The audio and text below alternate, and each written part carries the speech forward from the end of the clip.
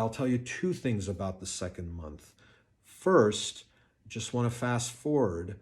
By the end of the second month,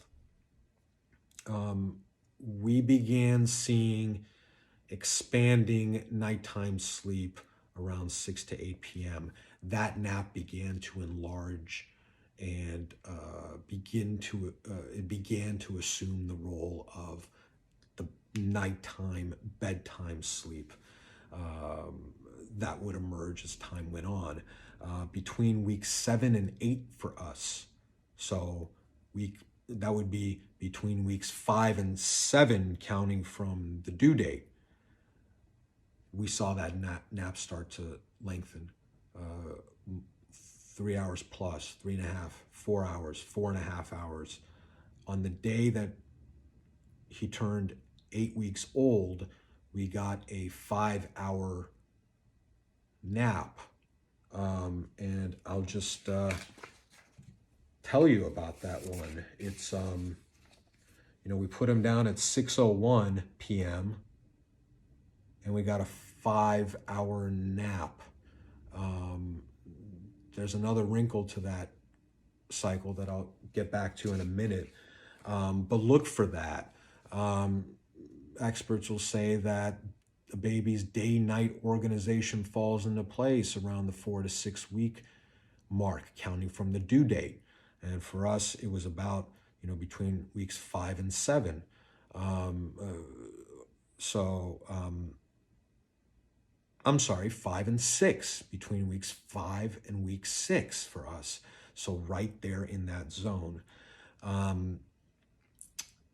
Remember that 6 to 8 window, because it's going to figure prominently in our discussion today, because it's going to be the foundation for an early and appropriate bedtime for your infant and toddler and young child for the foreseeable future.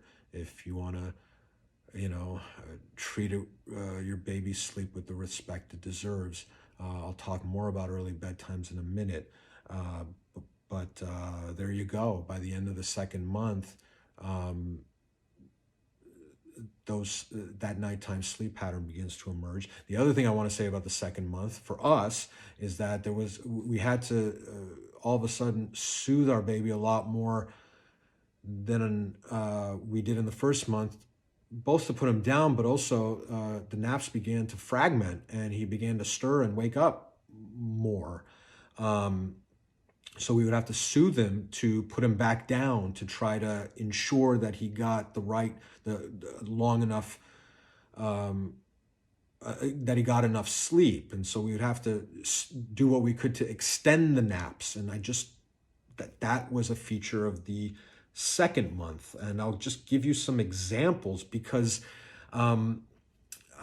I want you to understand how important it is to try not to give up on naps and, try to watch the video I did on troubleshooting, because if you're troubleshooting your baby well and you're able to distinguish between the different cries and cues, then you'll know that, if he's stirring during a nap, he's not hungry. He just needs to be soothed. And what he really needs most is to sleep some more. There could be any number of reasons why a newborn or a baby in the fourth trimester will stir. They have long periods of active REM-like sleep, for example. And if they're not swaddled, they're liable to bonk themselves in the head with one of their arms that are flailing around. And even if they are swaddled, there's all kinds of, brain activity and stuff going on where, they can just wake up. There could be loud noises, of course. Something could interrupt or interfere with their sleep, wake them up.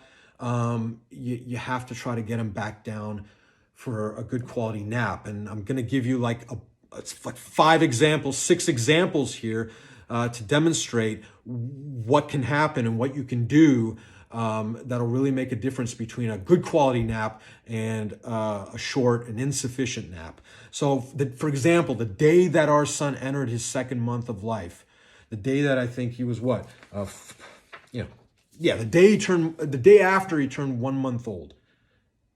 No, it was actually the very day that he turned 1 month old. I was out of the house, but my wife was home, and we were both taking notes on this stuff, and it was I'll never forget this because we put him down at 7:28 p.m. for a nap. He only went 3 minutes, and then he woke up. He stirred. Something happened. Um, she tried to soothe him, and it took a while. It apparently took 19 minutes. He might have fallen asleep in her arms, but by the time he was down in the bassinet, he slept from 7:50 to 7:57, or just another 7 minutes. Then he woke up again. He was up for 4 minutes. She got him back down, 8:01 to 8:10. And at this point, it's a total of 19 minutes of sleep because he gets up at 8:10 again, and he's only been down for 19 minutes. Inadequate for a nap by any measure. And for the fourth time, my wife, she was able to deduce and figure out that he's not hungry. It's not a growth spurt. It's not some weird, he wasn't exhibiting hunger cues, probably wasn't rooting. He wasn't crying. Sometimes it's like, you try to shush him or something and he just cries more desperately, almost as if to tell you, no, that's not it, Mom. No, that's not it, Dad. They can kind of communicate in these ways. Believe it, if you're paying attention. But he wasn't doing that, and she was able to deduce that it wasn't hunger. So she soothed him and put him back down, and guess what? 8:35, he slept until 9:50 p.m. for an hour and 15 minutes. Total cumulative sleep of an hour and a half, exactly 1.5 for that nap, and that was on the day that he entered the second month. At 5 weeks, just random examples, okay? There was one nap where he woke up after 38 minutes. We got him back down, and he went another hour and 29 minutes. Think about the difference between a nap that's over 2 hours and one that's 38 minutes long. And that's what he needed. He needed sleep is what he needed. He didn't need anything else in that moment. At 6 weeks, he went 48 minutes for one cycle, woke up, got him back down for 12 minutes, woke up again, soothed him and put him back down, and he slept a full hour from there. 6 weeks, at 6 weeks, in the 6th week, another cycle, 42 minutes, woke up. Then 6 minutes, woke up again. We're at 48 minutes now, but we put him down again. He went an hour and 35 minutes. Another example from the 6-week mark. We put him down for a nap. He napped for an hour and 8 minutes.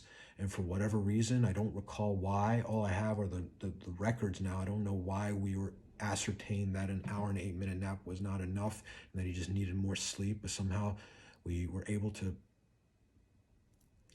see that. And we got him back down, and he napped for an hour and 22 minutes.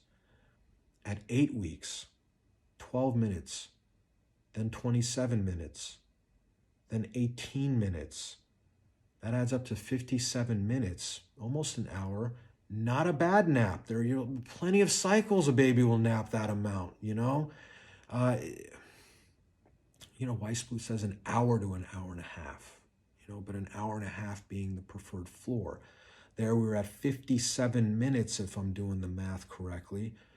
But we got him back down for some reason, for whatever reason, we got him back down, and he slept an hour and 22 minutes. Now, if we had spotted hunger cues or cries, or if he had just been persistently or insistently crying, then A, he wouldn't have gone down, and B, we probably wouldn't have pressed the issue. But we didn't give up on the naps. We did what we could to try to extend the naps, and it really, really paid off when this baby slept another hour and 22 minutes, again, in this example, just like the example I just gave. And by the way, that nap at the 8-week mark that he went 5 hours, that it was actually 4.9 hours. Here's what happened there. We put him down. This is the wrinkle I mentioned a minute ago or a few minutes ago. We put him down at 6:01 p.m. Bedtime, so to speak. Slept until 6:08, 7 minutes, woke up. Put him back down 6:11 to 8:05 p.m. Woke up after an hour and 54 minutes. We knew by that point that nap, even 2 hours at that point, was insufficient because we were seeing naps of 3 to 4 hours. Um, so we put him back down. He slept, where is it? He slept 8:08 to 8:13, 5 minutes, and he stirred and got up again for some reason. We put him back down. 8:24 p.m. to 8:39 p.m. He got up again. And we got him down again. And he slept from 8:47 p.m. to 11:24 p.m. for 2 hours and 37 minutes. And for a total of 4.9 hours, or basically 5 hours, which is what he needed. Now, again, bear in mind, that we many times we pulled the plug on naps after 42 or 54 minutes. I don't know about many times, but yeah, many times. Not the majority of times, though. I'm just saying it happened. It clearly happened. I didn't tabulate exactly how many times. But we got our share of naps that were shorter, less than an hour. Like I said, 42 minutes, 54 minutes. And we probably tried to ascertain if he was hungry or not. And we resolved our doubts in favor of pulling the plug on the nap. I'll give one example of that. There was a nap he slept for 7 minutes, he woke up, put him down for 35 more minutes, woke up again, put him back down for 7 more minutes. 7 plus 35 plus 7 is 49. And we pulled the plug. Why? I can't tell you right now exactly why in that instance. So it does vary. But don't give up on naps and try to extend them unless or until you see and observe otherwise.